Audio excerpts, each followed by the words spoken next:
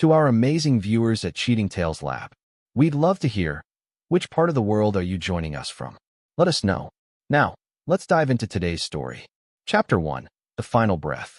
The steady beep of the heart monitor had fallen silent 20 minutes ago. Blake Morrison sat in the plastic hospital chair, his calloused hands still holding his mother's now cold fingers. Helen Morrison had fought cancer for 8 months, and Blake had been there every step of the way. Every chemotherapy session, every doctor's appointment, every sleepless night when the pain was too much. He was alone.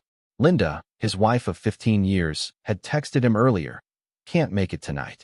Emergency meeting with boss about the Johnson account. Tell your mom I love her. The Johnson account that somehow required a dinner meeting at the Ritz-Carlton. Blake had seen the restaurant charge on their joint credit card.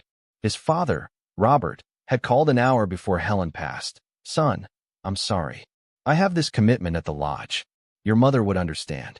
The same lodge where Robert spent most evenings now, drowning his grief in whiskey and poker games rather than facing his dying wife. Amy and Derek, his 17 and 19-year-old children, had made their choice crystal clear.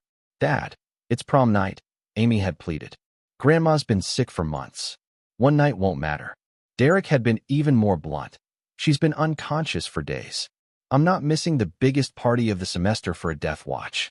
So Blake had sat alone, watching the woman who raised him slip away while her family chose everything else over her final moments. Dr. Patel had been kind but efficient. I'm sorry for your loss, Mr. Morrison. The nurse will be in shortly with the paperwork.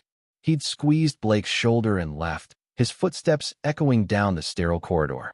Blake was still processing the emptiness, not just of the room, but of the realization that he'd been truly alone in this fight, when someone knocked softly on the door. Mr. Morrison? A thin man in an expensive suit stepped inside. I'm Anthony Breslin, your mother's attorney. I'm sorry for your loss. Blake looked up, confused. I didn't know she had retained counsel. She contacted me 3 weeks ago. Very specific instructions. Breslin approached carefully, as if sensing Blake's raw emotional state. She asked me to give you this immediately after. He paused respectfully. After she passed. The envelope was thick, cream-colored, with Blake's name written in his mother's careful script. The weight of it surprised him. She was very particular about the timing, Breslin continued. Said it was important you receive this when you were alone, when you could process everything without interference. Blake turned the envelope over in his hands. What's in it? I don't know.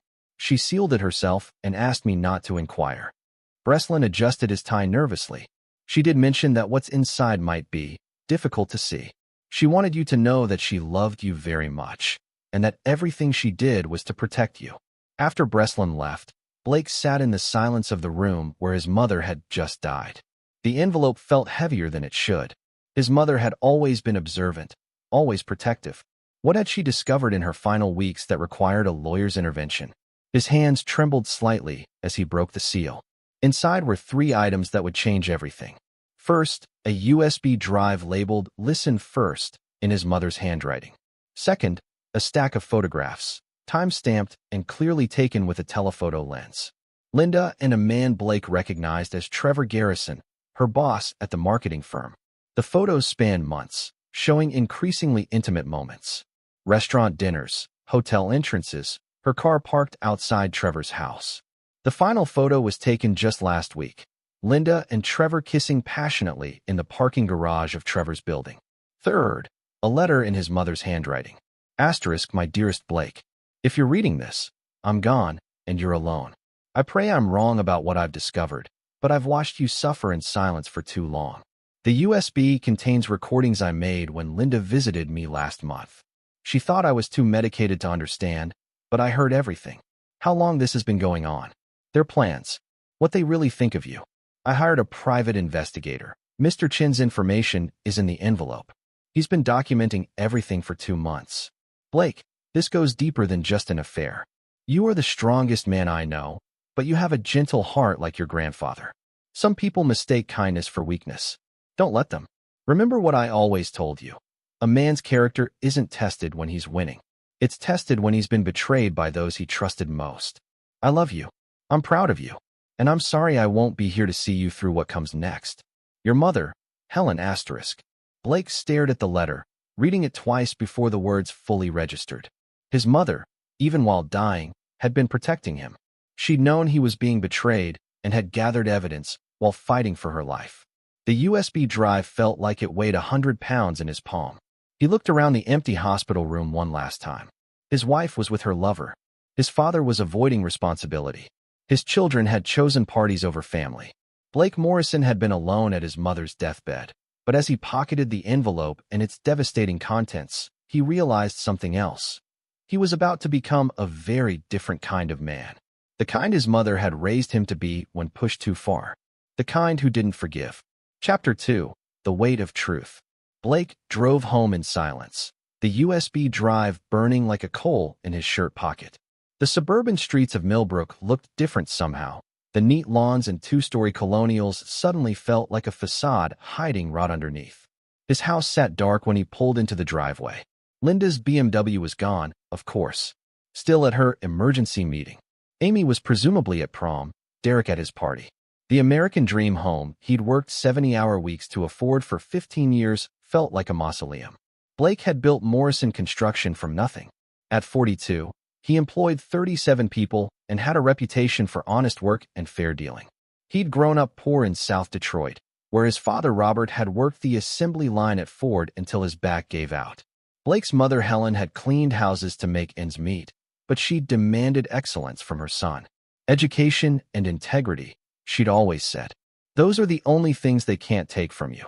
Blake had earned his engineering degree while working construction jobs, then slowly built his company from a one-man operation to the most trusted contractor in 3 counties. He'd married Linda Hoffman when they were both 27. She was beautiful, ambitious, and seemed to share his vision of building something lasting together. They'd struggled those first few years. Linda worked as a receptionist while Blake's business grew. She'd been his partner then, really his partner. They'd eaten ramen noodles and dreamed together about the house they'd build, the family they'd raise. But success had changed things. As Blake's company grew and Linda moved into marketing, then to her current position at Garrison and Associates, the partnership had shifted. She wanted the lifestyle success could buy, the nice clothes, the expensive restaurants, the social circles that came with money. Blake preferred the simple things. Time with family, working with his hands, the satisfaction of a job well done. Looking back now, he could see when the divergence had started. About 3 years ago, when Linda began working late more often, when she started talking about networking events and client dinners, when she'd started talking about Trevor Garrison. He's just so sophisticated, she'd said. He understands the business world in a way that... She'd stopped herself, but Blake had heard the implication. In a way that you don't. Trevor Garrison, 45 years old, divorced, ran the most successful marketing firm in the state. Blake had met him twice at company parties. Tall, silver-haired, expensive suits. The kind of man who'd never worked a day of physical labor in his life, but spoke with the confidence of someone who'd inherited his start. Blake sat in his dark kitchen and plugged the USB into his laptop. The first file was dated 6 weeks ago. His mother's voice, weak but clear. Linda, I appreciate you coming to see me. Of course, Helen. Blake wanted me to check on you while he was at the Patterson job site. How are things between you two? A pause. Then Linda's voice, different somehow. Colder. Honestly, I'm exhausted, Helen. Blake is a good man, but he's so limited. He thinks small. Always has. I've tried to get him to see bigger opportunities, but he's content with his little construction company. That little company paid for your house, your car, Amy's college fund. I know that. But there's more to life than just existing. Trevor shows me what's possible. Culture, real sophistication. Blake comes home with dirt under his fingernails and wants to watch the History Channel. Trevor takes me to the symphony, to art galleries. He sees my potential. Blake's hands clenched. There were more files. Months of recordings. Linda's visits to his dying mother had become confession sessions, as if Helen's medication made her a safe repository for secrets. Another file, more recent. How long have you been seeing him? Helen, you're not well. You shouldn't worry about. How long? 2 years. Really 2 years. It started as just business dinners, but Trevor understands me in ways Blake never has. Never could. What about the children? Amy and Derek barely notice what Blake does anymore. They're embarrassed by him sometimes, if I'm honest. At school events, When other parents talk about their jobs, Blake shows up in work clothes because he came straight from a job site. It's not his fault, but it's not the life I want anymore. So you'll destroy your family for a marketing executive? I'm not destroying anything. Blake will be fine. He's practical. Once the kids are out of school, we'll divorce quietly. He'll keep the business. I'll start fresh with Trevor. Blake doesn't even know how to fight for what he wants. He'll just accept it and move on. Blake had to pause the recording. His wife's voice, casual and dismissive, talking about the end of their family like a business transaction. She'd spoken about him to his dying mother with such contempt, such certainty that he'd simply accept being discarded. The final recording was from just last week. Helen, you look terrible. Maybe I should call Blake. I need to tell you something, Linda. About Blake. What about him? He's not the man you think he is. He's not weak. You've mistaken his kindness for weakness, his patience for inability to act. I've seen him when he's truly angry. When he was 15, 3 older boys cornered his girlfriend at school. Blake put all 3 in the hospital. Helen, you're rambling. The medication. Listen to me. Blake's grandfather was the same way.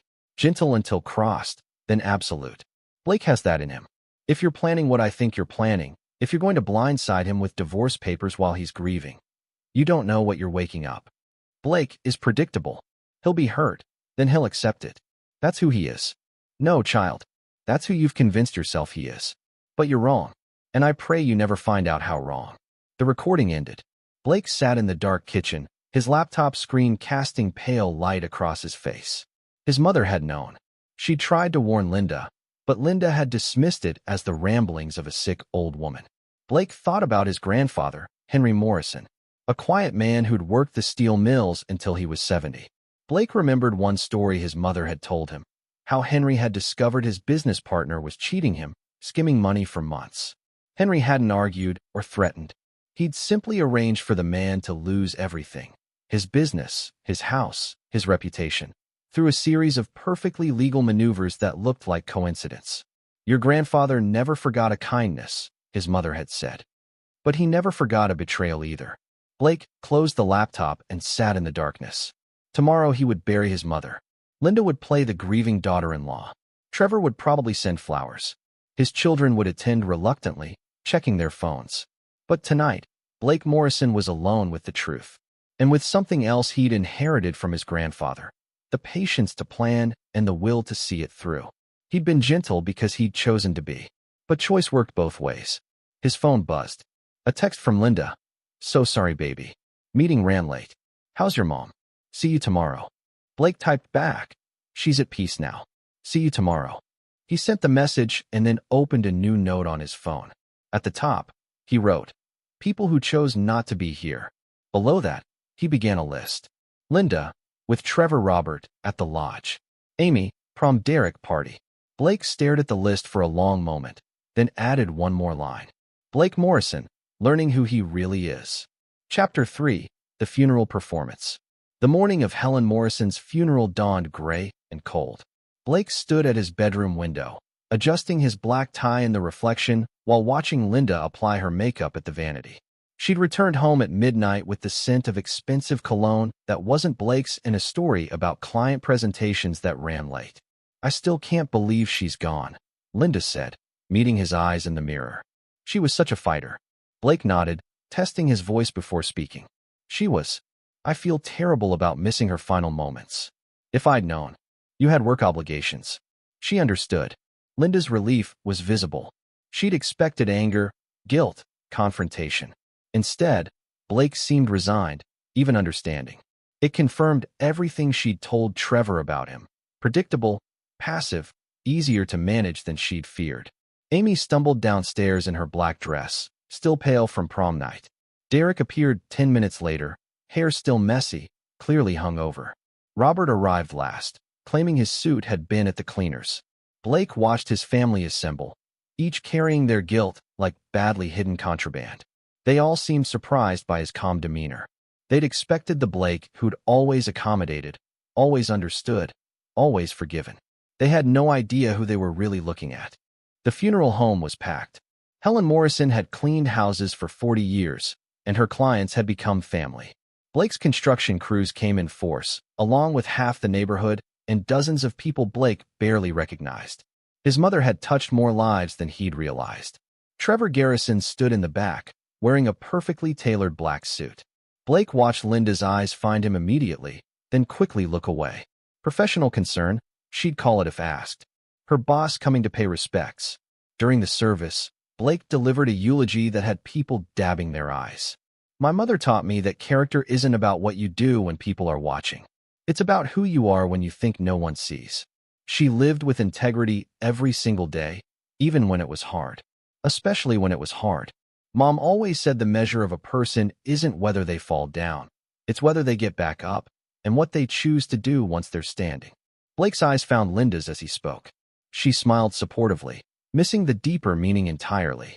After the burial, people gathered at Blake's house. Linda played the perfect widow, accepting condolences with grace while subtly coordinating with Trevor through glances and brief conversations by the kitchen. Blake watched it all with newfound clarity. Robert cornered him by the fireplace. "Son, I know I wasn't there at the end. Helen and things got complicated after the diagnosis. I couldn't handle watching her fade away. I understand, Dad. Do you? Because I feel like a coward. Like I failed her when she needed me most." Blake studied his father's weathered face. Robert looked older than his 68 years, hollowed out by guilt and alcohol. "Everyone grieves differently. Your mother was the strong one. I was always just along for the ride." Robert's voice cracked. "I don't know how to do this without her." For a moment, Blake felt the old sympathy. But then he remembered sitting alone in that hospital room, holding his mother's hand while Robert drank at the lodge. Some betrayals were about weakness, others about choice. "You'll figure it out," Blake said simply. Later, while Linda worked the room like a politician's wife, Blake found himself in the kitchen with Chun Wei, the private investigator his mother had hired. He was a small, nondescript man who could disappear in any crowd. "Your mother was very thorough in her instructions," Chun said quietly. "I have everything she requested. Photos, financial records, communications. Also some additional information she didn't specifically request but thought you might find useful. Such as, Mr. Garrison has a pattern. Your wife isn't his first affair with a married employee. There's a woman named Patricia Donnelly who worked for him 3 years ago. She left her husband, moved in with Garrison, then was quietly terminated 6 months later when he moved on to someone new." Blake processed this. Where is Patricia now? Remarried. Struggling financially. Garrison had her sign a non-disclosure agreement, but those can be complicated under certain circumstances. What other circumstances? Chin smiled slightly. Your mother also had me research Mr. Garrison's business practices. He's leveraged heavily, impressive lifestyle built on debt and creative accounting. His firm looks successful from the outside, but it's vulnerable. Very vulnerable to the right kind of pressure. Blake took the thick manila envelope Chin offered. My mother thought of everything. She was worried about you. Said you were too trusting, too willing to see the best in people. She wanted to make sure you had options when the truth came out. Through the kitchen window, Blake could see Linda and Trevor standing by the garden, maintaining professional distance while having what looked like an intense conversation. They thought they were being discreet. Mr. Morrison, Chun continued, your mother had one more request. She said if you decided to address the situation, I should offer my continued services. No charge. She prepaid everything. Blake looked at the envelope, then at the man who'd helped his dying mother protect her son from betrayal. What kind of services? Information gathering. Documentation. Sometimes people need to understand the full scope of their exposure before making important decisions. Chin's expression remained neutral. Hypothetically speaking, of course. Amy appeared in the kitchen doorway.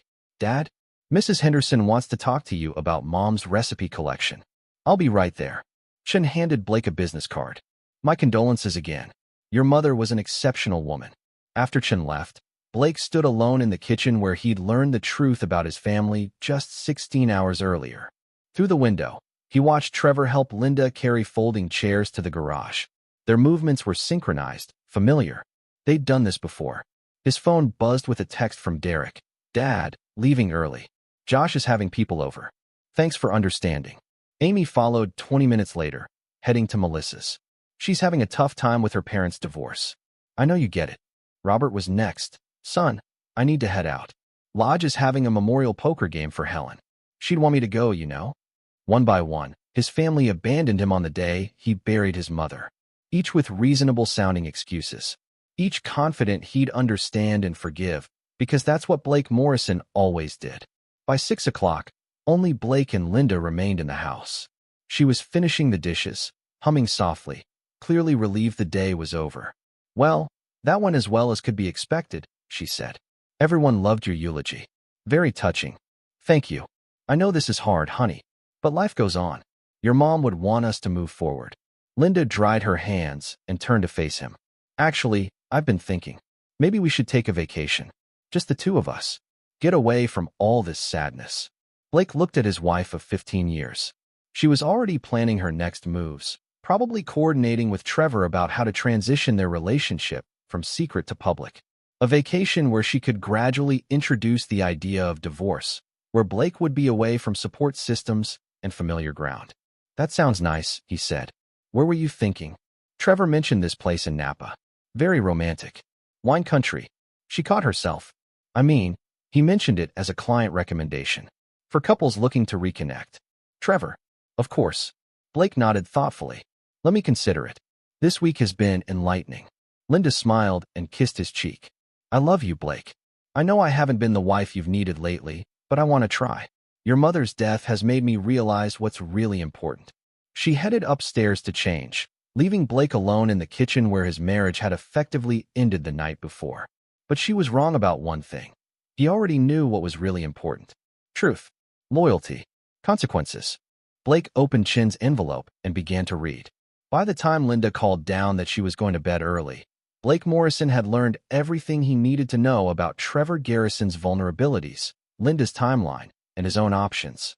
His mother had been right. He wasn't the man his family thought he was. He was the man she'd raised him to be. Chapter 4, The Foundation. Blake sat in his home office at 5 a.m., surrounded by financial documents, photographs, and 3 different legal pads covered with his careful handwriting. He'd been planning for 6 hours straight, and the scope of what his mother had uncovered still staggered him. Chun Wei's investigation revealed that Trevor Garrison and Associates was built on a house of cards. The company showed $7 million in annual revenue, but the reality was leverage upon leverage, business loans secured against personal assets, credit lines maxed to maintain appearances, and client accounts that existed more on paper than in reality. More interesting was Trevor's pattern.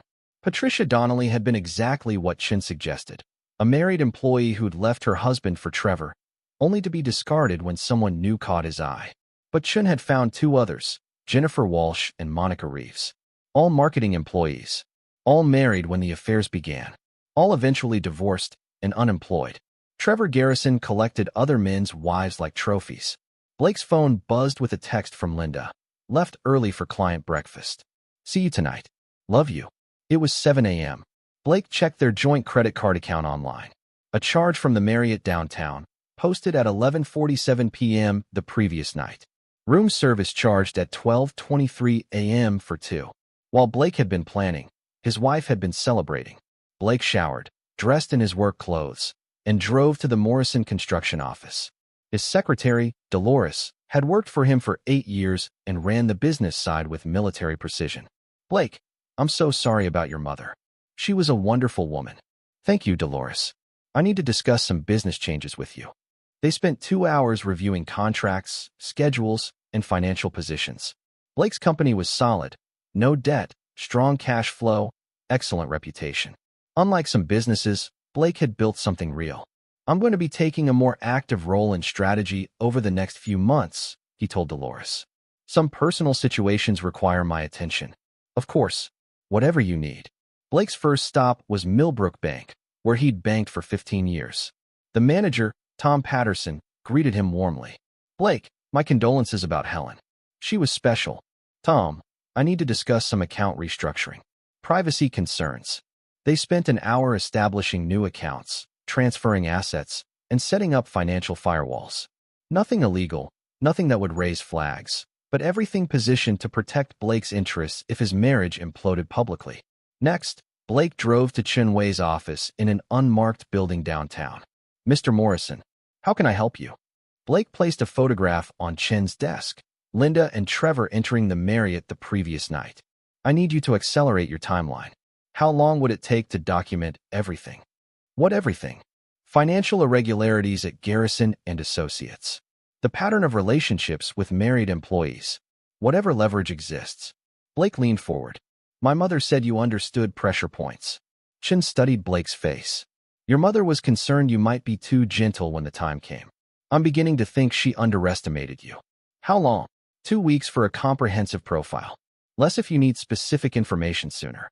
Blake wrote a check. Comprehensive. And Chun, I want to know about Trevor's ex-wife. The divorce settlement, custody arrangements, financial obligations. Everything. May I ask why?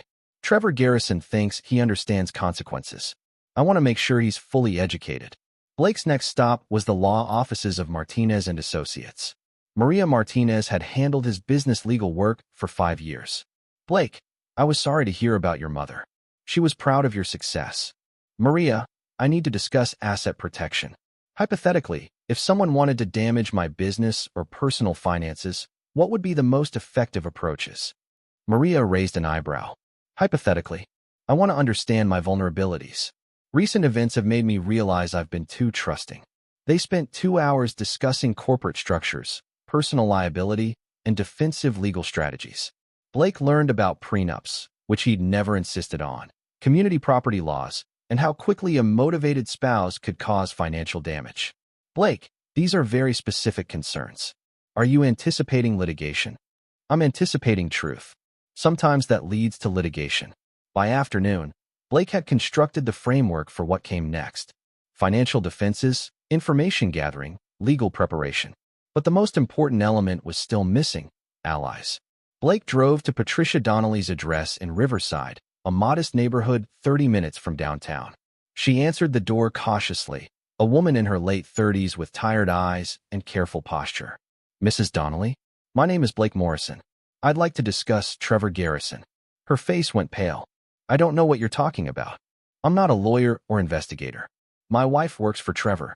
Has for 3 years. I have reason to believe she's not his first employee relationship. Patricia started to close the door, but Blake continued. I know about the NDA. I know about the settlement. I also know about Jennifer Walsh and Monica Reeves. You're not alone, and you're not powerless. The door stopped moving. What do you want? To compare notes. And possibly to offer you something Trevor never did. Which is justice. Patricia Donnelly invited Blake Morrison into her small living room. And for the next 2 hours, they shared stories of Trevor Garrison's manipulations.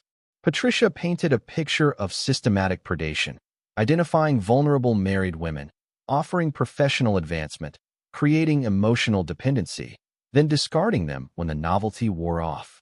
He's very good at it, Patricia said. Makes you feel special, chosen. He understands exactly what's missing in your marriage and provides it. Until he doesn't. What happened when it ended? He called me into his office on a Tuesday morning and said our relationship had become problematic for the company culture.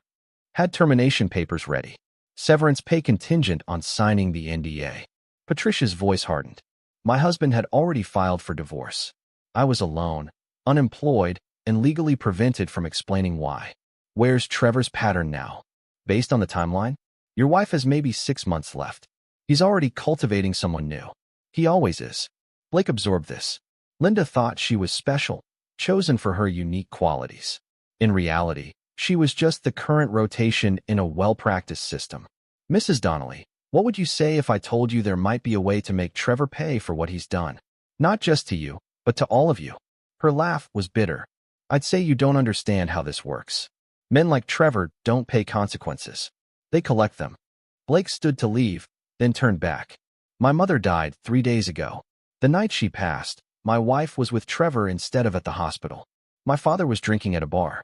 My children were at parties. He met Patricia's eyes. I used to think good people just had bad luck sometimes. Now I think bad people count on good people accepting that. He left his business card on her coffee table. If you change your mind about consequences, call me. Blake drove home as the sun set, his phone buzzing with missed calls and texts.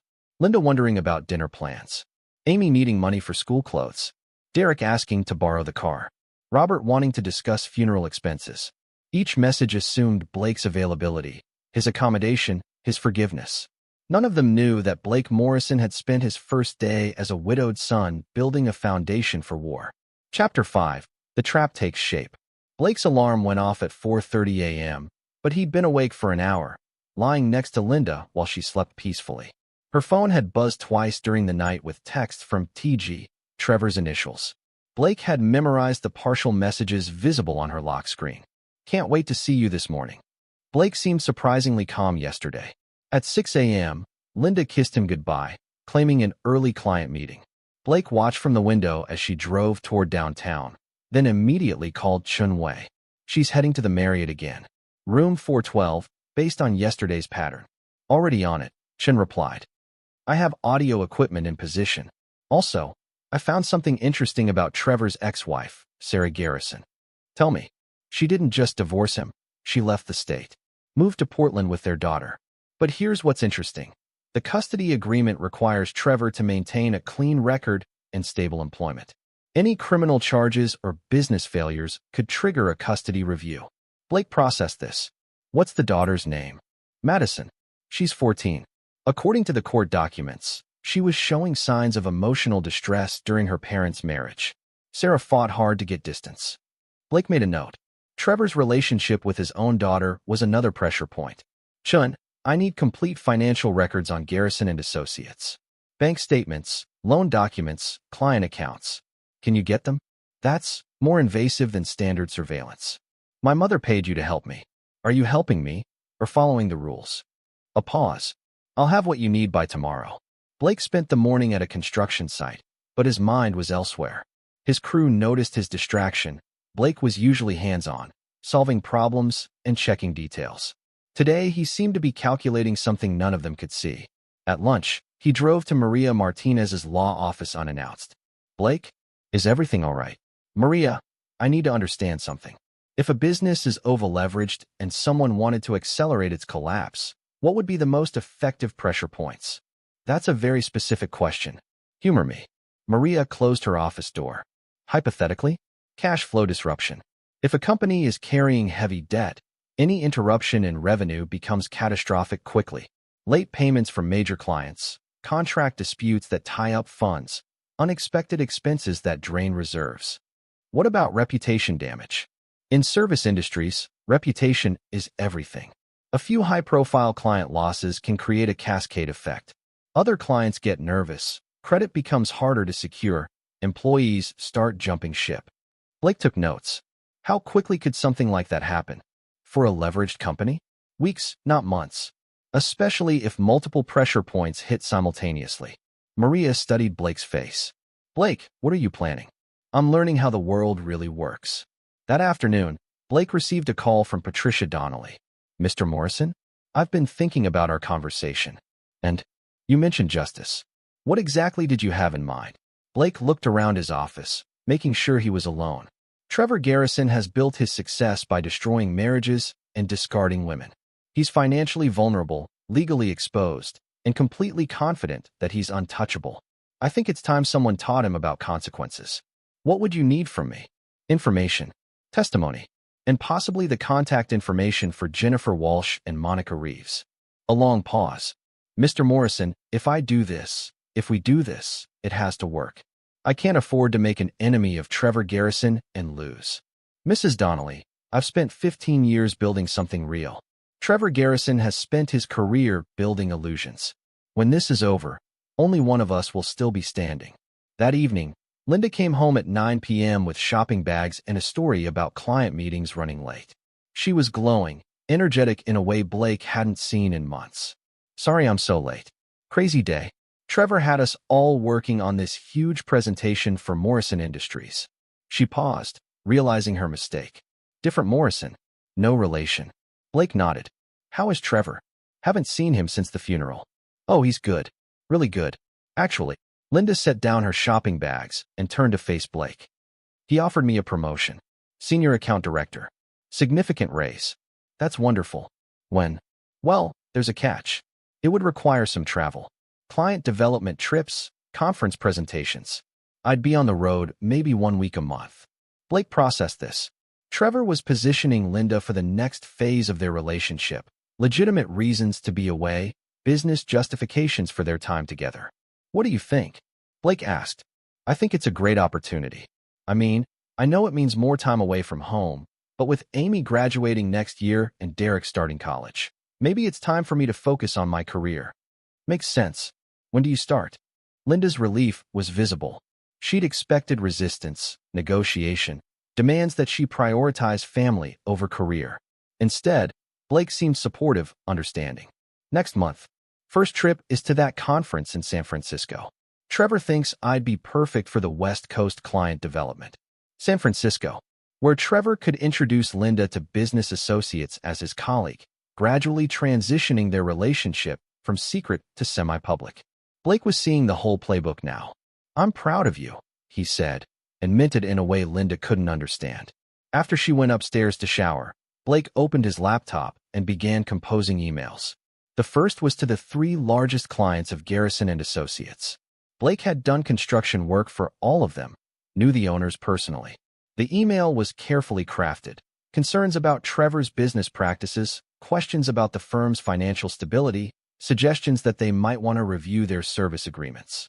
Nothing accusatory, nothing libelous, just the kind of seeds that made business owners ask uncomfortable questions. The second email went to Chin Wei. Accelerate everything. I need complete financial exposure by week's end. The third email was to Patricia Donnelly. Time to gather the others. We move next week. Blake looked around the kitchen where he'd learned the truth about his family. Tomorrow he would begin teaching Trevor Garrison about consequences. But tonight, he called his mother's cell phone number, knowing it was disconnected, and left a voicemail in the digital void. Mom, I hope you're proud of the man you raised. I'm finally understanding what you tried to teach me about justice. Upstairs, Linda was singing in the shower, probably thinking about Trevor, about San Francisco, about the new life she was building while destroying the old one. She had no idea that her husband had spent the day laying the foundation for Trevor Garrison's complete destruction. Blake Morrison was no longer the man who accepted betrayal quietly. He was becoming the man who made betrayers pay. Chapter 6. The Walls Close In. Trevor Garrison stood at the floor-to-ceiling windows of his corner office, surveying the city skyline while reviewing quarterly reports. Garrison and Associates occupied the top 3 floors of downtown's newest office tower, expensive real estate that projected success and stability. His intercom buzzed. Mr. Garrison? Patricia Donnelly is here to see you. She doesn't have an appointment. Trevor's jaw tightened.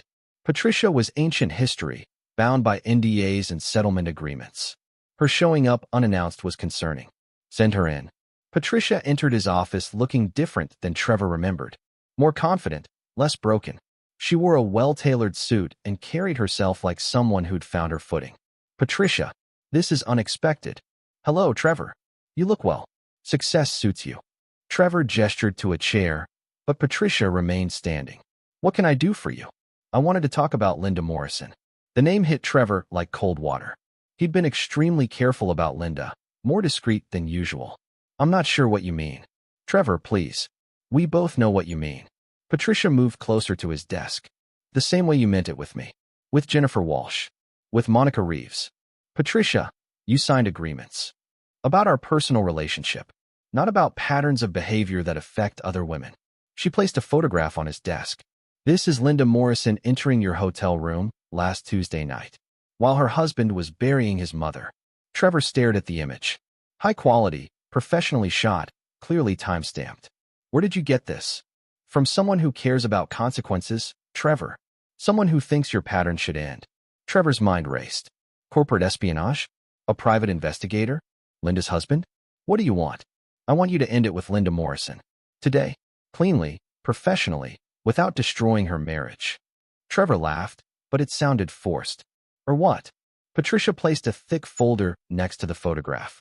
Or Blake Morrison and I have a longer conversation about your business practices, your financial situation, your custody agreement with Sarah. Trevor's face went pale. You don't know anything about my finances. Garrison and Associates owes $3.2 million across various credit lines. Your personal assets are leveraged at 89% against their assessed value. You're carrying $840,000 in business loans with payment schedules that require consistent cash flow. Patricia smiled. Your whole empire collapses if you lose two major clients. How could you possibly? Because Blake Morrison is very thorough when someone hurts his family, and surprisingly resourceful for a simple construction worker. Trevor moved behind his desk, needing the barrier. Morrison doesn't know anything. Trevor, Blake Morrison has been documenting your affair for weeks. He has financial records that would interest your creditors. He has testimony from 3 women about your employment practices. And he has contacts throughout the business community who trust his word over yours. The intercom buzzed again. Mr. Garrison? Robert Chin from Millbrook Financial is here. He says it's urgent regarding your credit line. Patricia checked her watch. That would be the 11:30 appointment. Millbrook just received some concerning information about your debt-to-asset ratios. They're probably here to discuss calling in your notes. Trevor stared at her. This is extortion. No, Trevor. This is accountability. Something you've never experienced because you prey on women who are too isolated to fight back. Patricia moved toward the door. You have until 5 p.m. to end things with Linda Morrison. Cleanly, professionally, in a way that preserves her marriage. And if I don't, then Blake Morrison stops being patient and starts being creative. You really don't want to find out what that looks like. After Patricia left, Trevor's carefully controlled world began fragmenting rapidly. The meeting with Millbrook Financial was brutal. They'd received anonymous tips about over-leveraging and wanted immediate documentation of all revenue streams. Trevor had 48 hours to provide satisfactory explanations or face accelerated payment schedules. At 1 p.m., his largest client, Henderson Development, called to schedule a meeting about service concerns and contract review. Henderson had been worth $2.3 million annually. At 2:30, his second-largest client did the same. By 3 p.m., Trevor realized he was under systematic attack. Someone with extensive business connections was methodically destroying his professional relationships. But how could Blake Morrison, a construction contractor, have this kind of reach? Trevor called Linda's cell phone. Hi, handsome. Miss me already? Linda, we need to talk. Today. It's important. Is everything all right? You sound stressed. Meet me at the usual place. 1 hour. Trevor, I can't just leave work in the middle of. Linda, trust me. This is important. Trevor spent the hour between the call and meeting trying to calculate his options. If Blake Morrison really had comprehensive financial information, Trevor's leverage was non-existent. His business was indeed over-leveraged, his personal assets tied up in maintaining appearances. But Linda was different than Patricia or the others. Linda was leaving her husband voluntarily, choosing Trevor over her marriage. That had to count for something. Linda arrived at the Marriott Lounge looking concerned but beautiful. She dressed carefully for their meeting, hoping to salvage Trevor's mood with her attention. Trevor, what's wrong? You've been tense all week. Linda, I need to ask you something, and I need complete honesty. Has your husband said anything unusual lately? Asked questions about work, about us? Blake? No, he's been distracted since his mother died. What? Trevor studied her face. Linda seemed genuinely unaware of any suspicion from her husband. Has he changed his routine? Seemed interested in your schedule? Trevor, you're scaring me. What's going on? Someone is trying to damage my business. Making calls to clients, spreading rumors about financial instability. I'm wondering if your husband suspects something and is trying to cause problems. Linda's laugh was genuine. Blake? Trevor, you don't know him. He's the most passive person alive. If he suspected anything, he'd probably just ignore it and hope it went away. Blake doesn't fight for anything. Trevor felt some tension ease. If Linda was right about her husband's character, then someone else was behind the attack. A business rival, perhaps, or one of his ex-wives trying to cause trouble. You're probably right. I'm just paranoid. Trevor, is the business really in trouble? Nothing I can't handle. Some cash flow issues, but all businesses have those. Linda reached across the table and took his hand. Well, whatever it is, we'll get through it together. After San Francisco, when we go public with our relationship, none of this cloak and dagger stuff will matter. Trevor stared at her. Linda was still thinking about San Francisco, about going public, about a future together. She had no idea that in 3 hours, her husband's deadline would expire and Trevor's carefully constructed life might implode. Linda, about San Francisco. What about it? Trevor looked into her trusting eyes and made his choice. Blake Morrison was bluffing. Had to be. No construction worker could mount this kind of sophisticated attack on a successful marketing firm. Nothing. Just excited to show you off to the West Coast clients. Linda smiled and leaned forward to kiss him. I love you, Trevor. Whatever's happening, we'll handle it together. As Trevor kissed her back, he failed to notice the man with the telephoto lens sitting in the car across the street, documenting their intimate moment. Blake Morrison's 5 p.m. deadline was still 2 hours away, but Trevor Garrison had just made his choice. And across town, Blake Morrison was preparing to show Trevor exactly what happened when someone mistook patience for weakness. Chapter 7. The Reckoning. At exactly 5:01 p.m., Trevor Garrison's phone rang. Mr. Garrison? This is Blake Morrison. Trevor's blood ran cold. The voice was calm, conversational, nothing like what he'd expected from a desperate husband. Mr. Morrison, I understand you wanted to speak with me. Indeed.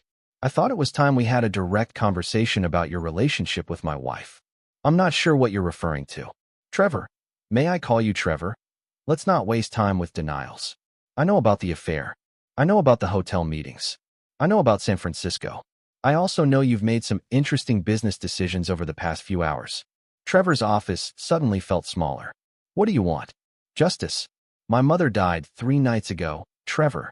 While I held her hand in that hospital room, my wife was in bed with you. My father was drinking. My children were at parties. I've had some time to think about consequences. Look, Morrison, whatever you think you know. I know that Patricia Donnelly, Jennifer Walsh, and Monica Reeves are meeting with my attorney tomorrow morning. I know that your credit lines are being called in by Millbrook Financial. I know that Henderson Development and Sterling Associates are terminating their contracts effective immediately. Trevor's head spun. In one day, he'd lost his 2 largest clients and his primary credit source. How could you possibly? I've been building business relationships in this community for 15 years. When Blake Morrison calls someone and expresses concerns about a company's integrity, people listen. Blake's voice remained eerily calm. But here's what you don't know yet, Trevor. Henderson Development? I built their headquarters. Sterling Associates? I renovated their offices last year. The owner of Millbrook Financial? We attend the same church. Trevor realized the scope of his miscalculation. Blake Morrison wasn't just a construction worker. He was embedded in the business community, trusted, respected. When he spoke, people listened. What do you want? Trevor repeated. I want you to understand something about consequences. You've spent years destroying marriages and discarding women because you thought there would never be any real price to pay. You were wrong. Morrison, we can work this out. Man to man. Blake's laugh was cold. Man to man. Trevor, you don't qualify as a man. Men don't prey on other men's wives. They don't build their success on other people's pain. Trevor tried to regain control. Your wife came to me willingly. She's unhappy in your marriage, looking for something you can't provide. That's not my fault. You're absolutely right. Linda made her choice. And now she'll live with the consequences too. What consequences? In about 10 minutes, Linda is going to receive a call from our attorney informing her that I'm filing for divorce. She'll also receive copies of every photograph, every recording, every piece of evidence documenting your affair. Our prenup is very clear about adultery, Trevor. Linda will leave this marriage with exactly what she brought to it. Nothing. Trevor felt panic rising. You can't destroy my business over a personal matter. I'm not destroying your business, Trevor. I'm simply allowing your creditors and clients to make informed decisions about your character and reliability. Market forces, nothing more. Morrison, listen to me. Your wife and I, we're in love. This isn't just some casual affair. We're planning a future together. I know. She told my dying mother all about your plans. How you understand her in ways I never could. How you appreciate her sophistication. How you're going to help her build a new life. Blake paused. The same things you told Patricia, Jennifer, and Monica. Trevor's throat went dry. That's different. Is it? Patricia thought so too. Right up until you fired her and moved on to Jennifer.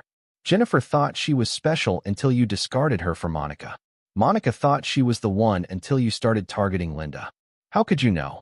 Because I've spent the last week talking to everyone you've hurt, Trevor. Turns out, when someone cares enough to listen, people have a lot to say about your patterns. Trevor's intercom buzzed.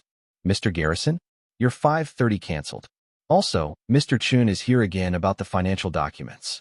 Blake's voice carried a hint of satisfaction. That's the forensic accountant, Trevor, your creditors want a complete audit of your business practices. Should be interesting reading. Morrison, you don't understand. This will destroy everything I've built. Yes, it will.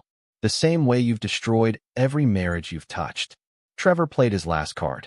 If you do this, your wife will never forgive you. She'll hate you for destroying what we have. Trevor, my wife stopped loving me the moment she decided you were more important than sitting with her dying mother-in-law. I'm not trying to save my marriage. I'm ending it on my terms. Then what's the point of all this? Blake's voice turned ice cold. The point is that some people need to learn that actions have consequences. You've lived your entire adult life believing you could take whatever you wanted from other people without paying a price. I'm here to collect on that debt. Morrison, please. We can work something out. What if I end things with Linda? What if I transfer to another city? I'll disappear from your lives completely. Too late for that, Trevor. You made your choice when Patricia Donnelly offered you a way out this morning. You chose to keep Linda, to keep your pattern, to keep believing you were untouchable. Trevor heard papers rustling on Blake's end of the call. Trevor, I want you to know something. This isn't anger. This isn't jealousy. This is justice. My mother spent her last weeks documenting your affair because she knew you were the kind of man who destroys families for sport. She prepared evidence because she knew I'd need it. She hired investigators because she knew I'd have to fight dirty to win. Your mother? My mother understood consequences, Trevor. She understood that sometimes good people have to do hard things to stop bad people from continuing to hurt others. Trevor's office phone rang. His secretary's voice was panicked. Mr. Garrison? Channel 7 News is downstairs. They want to interview you about business practices and employee relationships. Blake heard the announcement. That would be Monica Reeves. She's a local news producer now. Turns out she's very interested in stories about workplace harassment and financial misconduct. Trevor slumped in his chair. His business was collapsing, his personal life was about to become public scandal, and his carefully constructed image was disintegrating in real time. Morrison, my daughter, this will affect my custody. Yes, it will. Sarah Garrison has been waiting 3 years for evidence that you're an unfit father. I gave her everything she needed this morning. Trevor Garrison, who had spent his career destroying other people's families, finally understood what complete powerlessness felt like. Morrison, Blake, I'm sorry. I know that doesn't mean anything now, but I'm sorry. No, Trevor, you're not sorry. You're caught. There's a difference. The line went dead. Trevor Garrison sat alone in his expensive office, watching through his floor-to-ceiling windows as news vans gathered in the parking lot below. His empire of illusion was crumbling, his pattern of predation finally exposed. And 30 miles away, Blake Morrison was making one more phone call to his wife, who was about to learn that some consequences couldn't be charmed away. Chapter 8. The Price of Betrayal. Linda Morrison sat in her car outside the Garrison and Associates building, staring at the news vans and reporters clustered around the entrance. She'd received Blake's call 20 minutes earlier, calm, direct, devastating in its simplicity. Linda, I know about Trevor. I know about everything. I filed for divorce. My attorney will contact you tomorrow about the settlement terms. No anger. No accusations.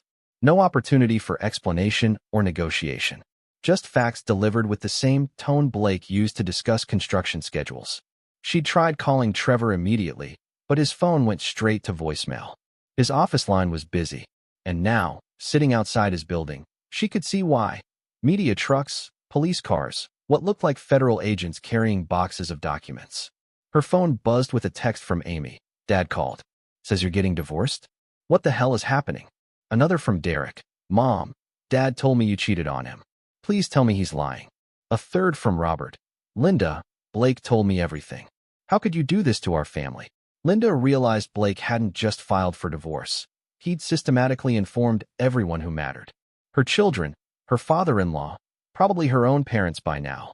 No chance to control the narrative. No opportunity to explain her side first. She tried calling Blake back. The call went straight to voicemail.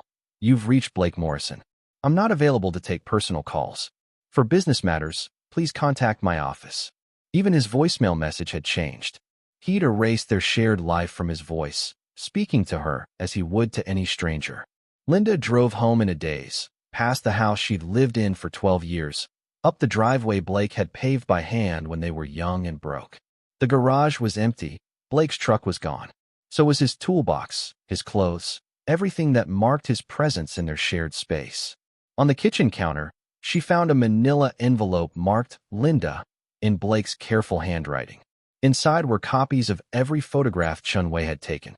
Linda and Trevor at restaurants, entering hotels, kissing in parking garages. The images spanned months, professionally shot, time-stamped and dated. Her entire affair documented with forensic precision. Below the photographs was a legal document. Petition for dissolution of marriage. Blake was citing adultery and seeking full enforcement of their prenuptial agreement. Linda barely remembered signing that document 15 years ago, back when they had nothing worth protecting. She found the prenup in Blake's file cabinet, reading it for the first time since their wedding. The terms were stark. In case of adultery, the cheating spouse forfeited all claims to marital assets, business interests, and property. Linda would leave the marriage with her personal belongings and whatever she'd brought to it, which, 15 years ago, had been almost nothing. The final document was a restraining order preventing her from accessing their joint accounts, entering Blake's business property, or contacting him except through attorneys. Blake Morrison had spent 1 week completely dismantling their shared life while maintaining perfect emotional control. Linda's phone rang. Her sister Rachel, calling from Ohio. Linda, Mom just called me crying. She said Blake told her you were having an affair and getting divorced. Please tell me this isn't true. Linda broke down. Rachel, I don't know how this happened so fast. Last week, everything was normal, and now. Is it true? About the affair? It's complicated. Blake and I have been growing apart for years. Trevor understands me in ways Blake never could. I was going to ask for a divorce anyway. I just didn't expect. Linda, listen to yourself. You're talking about your marriage like a business transaction. Rachel's voice was sharp. Blake loved you. The whole family knew it. And you threw it away for some guy at work? You don't understand the situation. I understand that Blake called Dad personally to tell him what happened. Blake, who's never said a bad word about anyone in his life, took the time to make sure our parents heard the truth from him first. Do you have any idea how devastated they are? Linda realized the scope of Blake's strategy. He'd contacted both families, ensuring his version of events reached everyone before Linda could craft explanations or seek sympathy. The man she dismissed as passive and predictable had outmaneuvered her completely. Her doorbell rang. Through the window, she could see a woman in a business suit with a leather briefcase. Mrs. Morrison? I'm Jennifer Thorne from Martinez and Associates. Your husband's attorney asked me to serve you with these documents and explain the divorce proceedings. For the next hour, Jennifer Thorne methodically explained Linda's legal position. The prenup was ironclad. The evidence of adultery was overwhelming. Linda's only option was to contest the divorce, which would require expensive litigation she couldn't afford, or accept the settlement terms Blake was offering. What are the terms? You keep your personal belongings, your car, and whatever assets you can prove you brought to the marriage independently. Mr. Morrison retains the house, the business, all investment accounts, and custody considerations for the minor child. Amy's 17. She can choose where to live. She can express a preference. The court will consider it along with other factors, including which parent can provide stability. Jennifer's tone was professionally neutral. Mrs. Morrison, may I ask if you have employment?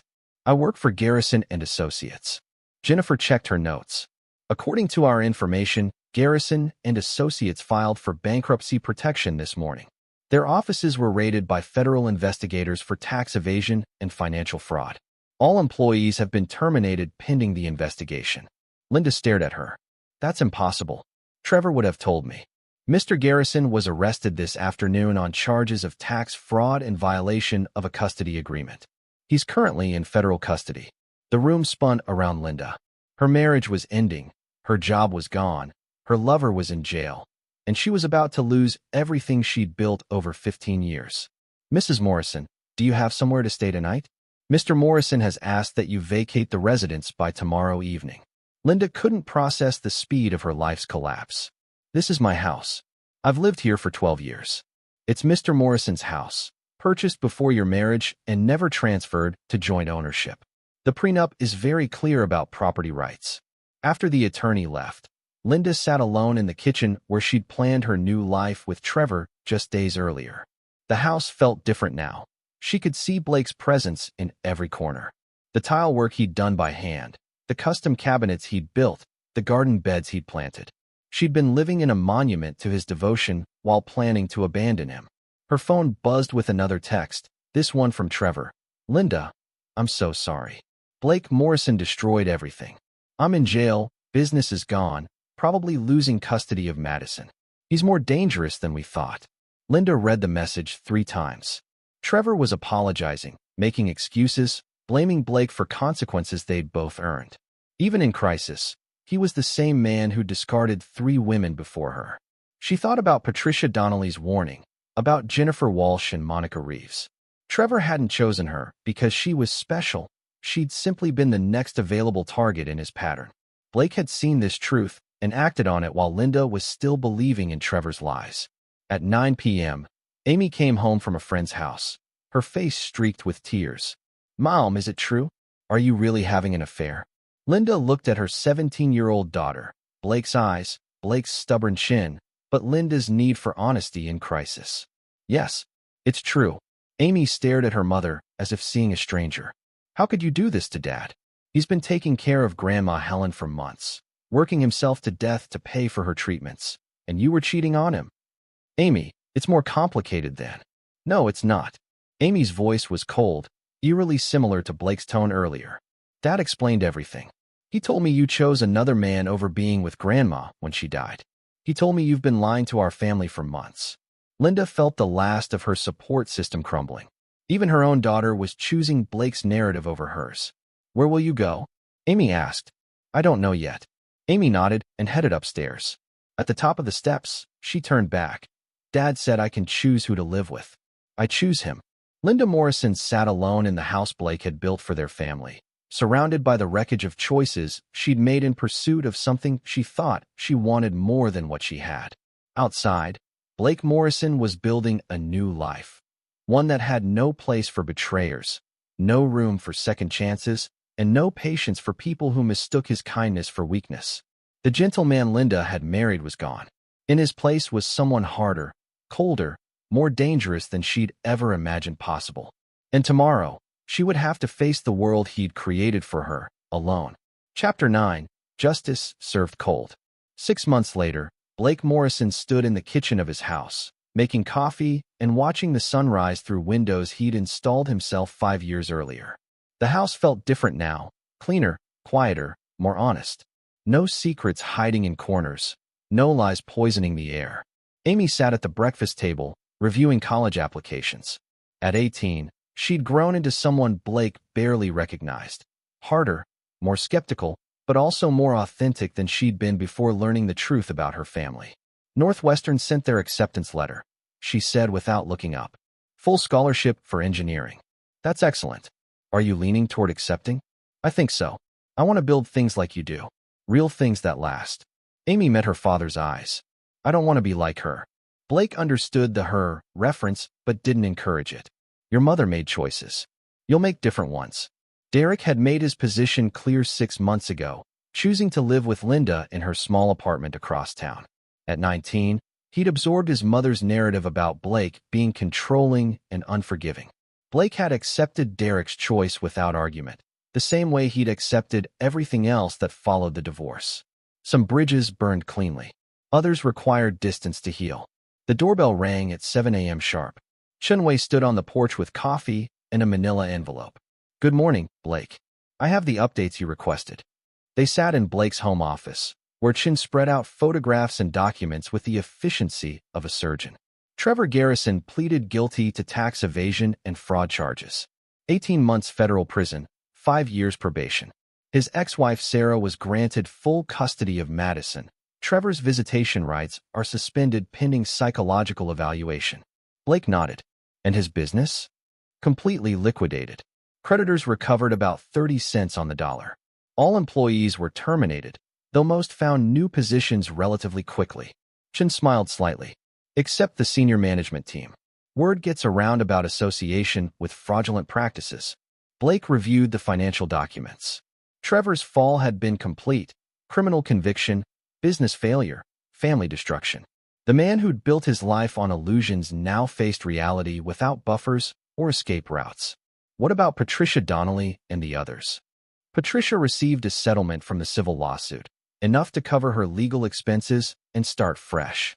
Jennifer Walsh has a new position with the city's marketing department. Monica Reeves got promoted to senior producer at Channel 7 after her investigative work on workplace harassment. Blake was satisfied.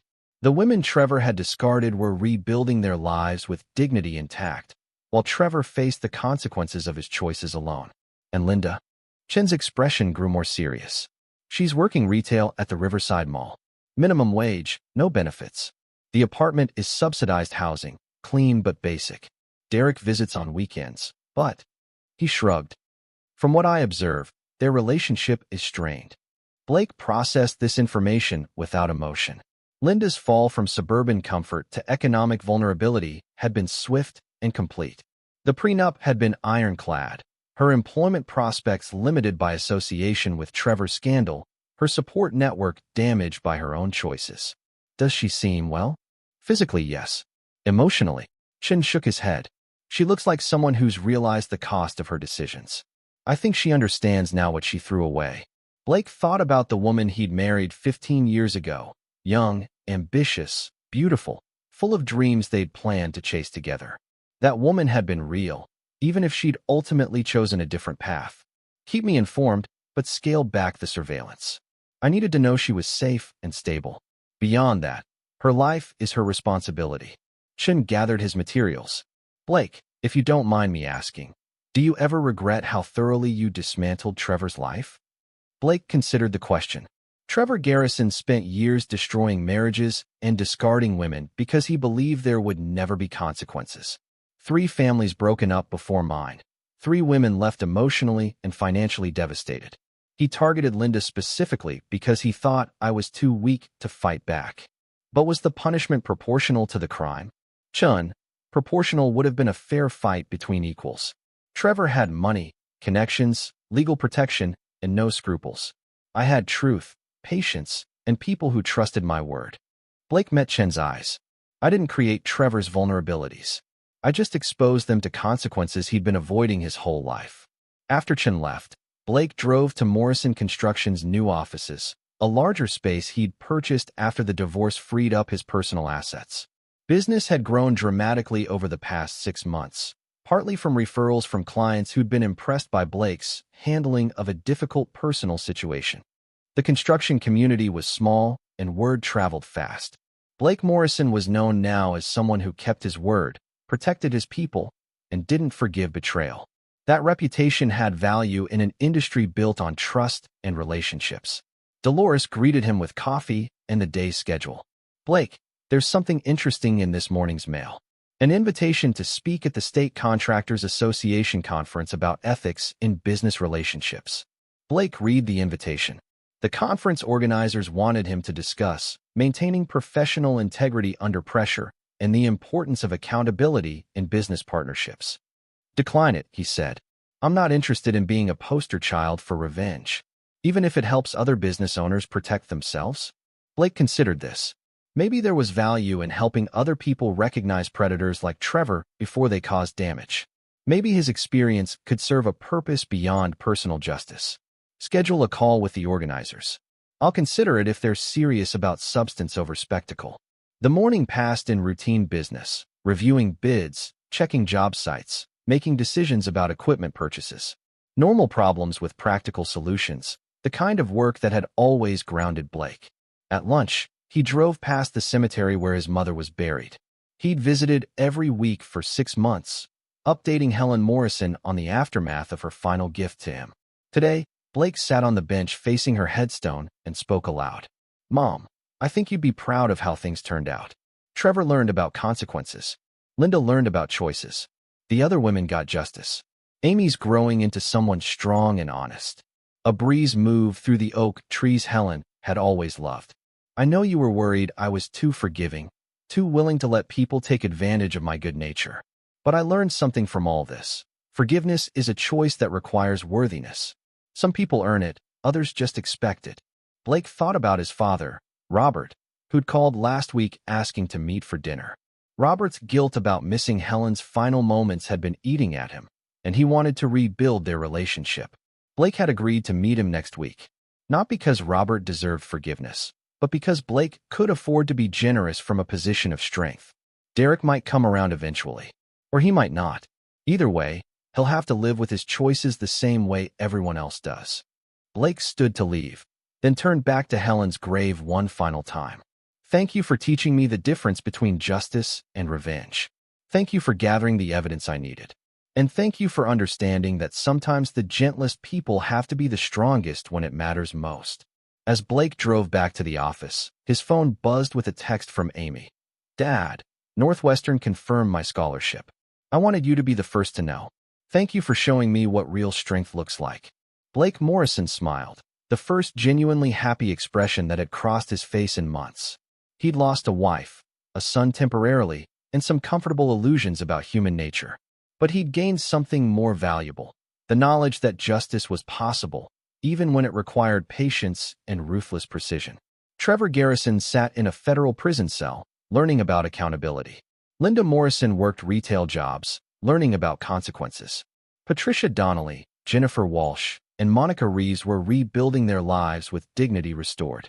And Blake Morrison continued building things that lasted, companies, relationships, and a reputation for integrity that no one would ever mistake for weakness again. Some lessons could only be taught through total defeat. Some people could only learn through complete loss of everything they'd taken for granted. Blake Morrison had been an excellent teacher. This is where our story comes to an end. Share your thoughts in the comments section. Thanks for your time. If you enjoy this story, please subscribe to this channel. Click on the video you see on the screen, and I will see you there.